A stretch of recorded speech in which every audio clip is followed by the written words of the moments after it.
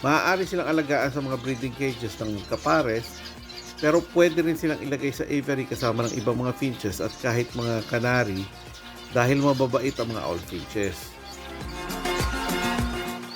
At dahil closely related rin sila sa mga zebra finches, may mga instances na nagko-crossbreed sila sa mga zebra finches. Ngunit yung mga anak nito ay considered na hybrid na, pero syempre baog at hindi na rin makakapag-reproduce, kaya dinidiscourage talagang gawin ito hanggat na maiiwasan. Kung ilalagay sa aviary, mas mabuti rin na maglagay ka ng at least 3 pairs kaysa 2 pares lang dahil mas malaki ang chance na mag-away-away sila. Mas preferred rin nila ang mga nest basket na pagpugaran, pero wala rin naman silang problema sa mga nest boxes, kaya kung tutuusin, hindi magiging issue to kung sakali.